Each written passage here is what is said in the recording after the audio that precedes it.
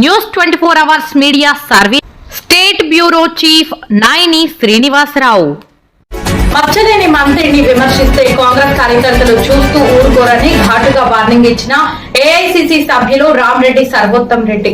నీటిపారుదల పౌర సరఫరాల శాఖ మంత్రి ఉత్తమ్ కుమార్ రెడ్డిని విమర్శించే స్థాయి వంటెద్దు నరసింహారెడ్డికి లేదని ఏఐసిసి సభ్యులు రామరెడ్డి సర్వోత్తమ్ రెడ్డి అన్నారు.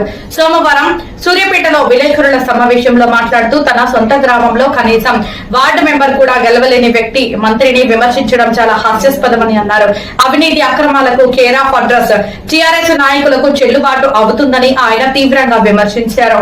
తక్షణమే బేషరతుగా మంత్రికి క్షమాపణ చెప్పాలని, లేని ఎడల లీగల్ గా ప్రొసీడ్ అవుతామని అన్నారు.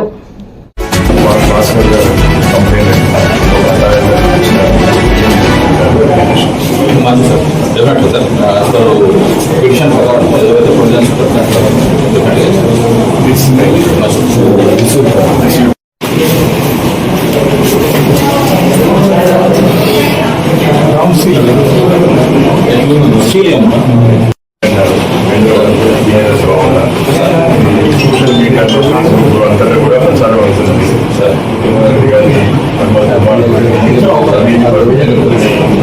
ముఖ్యమంత్రి గారిని ఉత్తమ్ గారి ఇద్దరు గురించి చాలా మాట్లాడారు.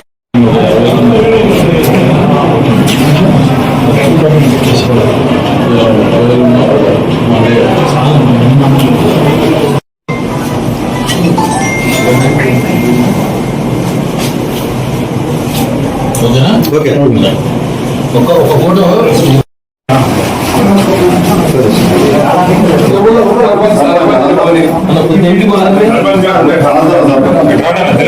Thank you.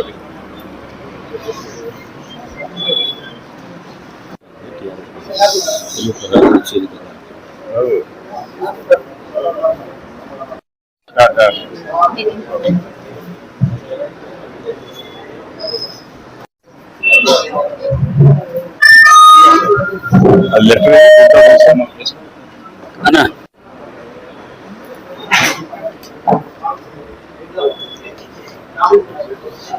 గారి మీద కూడా ఎక్కడ రాష్ట్రంలో కూడా ఒక చిన్న మచ్చలేరు.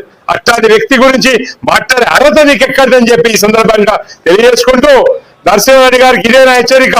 మేము ఇక్కడ కంప్లైంట్ ఇవ్వబోతున్నాం పోలీస్ స్టేషన్ లో, అదే విధంగా మేము కోర్టులలో కేసులు వేయబోతున్నాం. మీ మీద మీకు నోటీసులు ఇస్తున్నాం.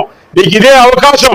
మీరు వచ్చి బహిరంగంగా బేషరతుగా క్షమాపణ చెప్పి మీరు ఇచ్చిన స్టేట్మెంట్ ని వాపస్ తీసుకోవాలని చెప్పి పత్రికాముఖంగా మిమ్మల్ని కోరడం జరుగుతున్నది.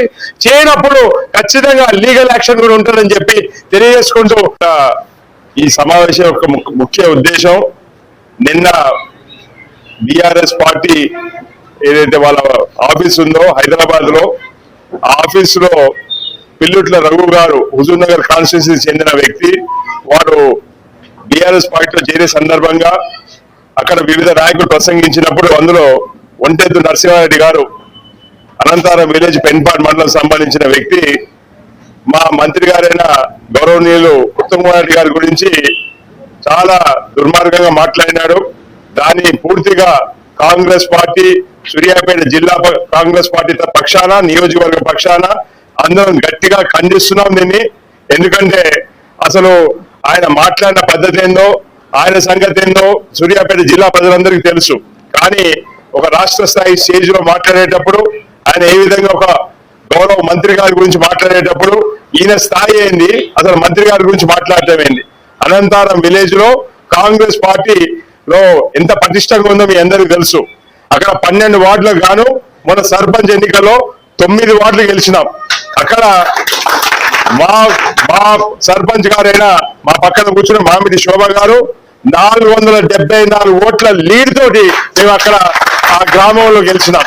అదేగాక మొన్న అసెంబ్లీ ఎన్నికల్లో కూడా జగదీశ్వర్ రెడ్డి గారు మొత్తం పెన్పాడ్ మండలం అంతా కూడా ఒంటెద్దు నరసింహారెడ్డి గారి ఇంటికాడ నుంచే ప్రచారం చేసినప్పుడు కూడా ఆ రోజు దామోడి గారికి లీడ్ వచ్చింది. పార్లమెంట్ ఎన్నికల్లో రఘువీరెడ్డి గారికి లీడ్ వచ్చింది.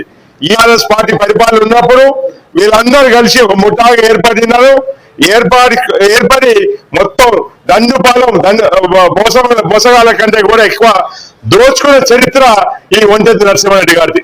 అందుకోసమే ఇట్లాంటి వ్యక్తులు కూడా ఈ రోజు మన మంత్రి గారి గురించి, ముఖ్యమంత్రి గారి గురించి మాట్లాడటం చాలా బాధాకరం. ఎందుకంటే ఈ విషయం ఈ రోజు ప్రెస్ కాన్ఫరెన్స్ పెట్టి ఎందుకు చెప్పాల్సి వస్తుందంటే, బయట వాళ్ళు తెలియని వాళ్ళు ఏదో మరి నరసింహారెడ్డి గారు ఎంత మొనగాలనుకునే పరిస్థితి ఉన్నది చేపట్టి మరి సొంత గ్రామంలో కూడా ఈ రోజు కూడా మేము ఛాలెంజ్ చేస్తున్నాం. మేము 9 వార్డులు గెలిచినాం. ఏ వార్డు అంటే ఆ వార్డు రాజీనామా చేస్తాం, వారిని వచ్చి ఫస్ట్ ఒక వార్డు మెంబర్ గెలవమని చెప్పి సవాల్ విసురుతున్నాం. ఏది చేయాలన్నా కానీ ఒక ఐసత్ ఉండాలి. మీకు మాట్లాడే అర్హత ఉందా మంత్రి గారి గురించి? మీరు ఆయన అవినీతి గురించి మాట్లాడతారా? మీరు రియల్ ఎస్టేట్లు చేసి కాంట్రాక్టులు చేసి సంపాదించిన మాట వాస్తవం కాదా నరసింహారెడ్డి గారు అని చెప్పి సూటిగా మేము ప్రశ్నిస్తున్నారు. మీరు అనంతరం నుంచి అన్నాచిపురం వరకు రోడ్ వేస్తే ఒక నెల లోపే మొత్తం బీటీ రోడ్ అంతా కూడా టోటల్ లేచిపోయిన సంగతి అందరికి తెలిసిన సంగతి మీకు గుర్తు తీసుకొస్తున్నాను. ఇక్కడ సూర్యాపేటలో రియల్ ఎస్టేట్ వ్యాపారం చేస్తూ మీరు ఇక్కడ మన సద్దుల చెరువు పైన ఉన్న ల్యాండ్ లో ఆ రోజు ఇరిగేషన్ శాఖ మీకు ఎన్నో ఇవ్వకపోతే వారిని ట్రాన్స్ఫర్ చేసిన చరిత్ర నరసింహారెడ్డి గారి సందర్భంగా తెలియజేస్తున్నాను. ఏదేమైనా కానీ ఒక స్థాయిని మించి మాట్లాడటం సబబు కాదు. ఎవరైతే మాట్లాడినా వారి గురించే ఈరోజు మాట్లాడుతున్నాను. ఖచ్చితంగా పార్టీ పక్షాన ఈ రోజు వారి మీద క్రిమినల్ కేసులు పెడతాం, డిఫెమేషన్ కేసులు పెడతాం. వారిని బహిరంగంగా బేషరతుగా మంత్రి గారికి క్షమాపణ చెప్పాలి, మా ముఖ్యమంత్రి గారికి క్షమాపణ చెప్పాలని చెప్పి పత్రికాముఖంగా వారిని హెచ్చరించడమే కాదు, తప్పకుండా వారి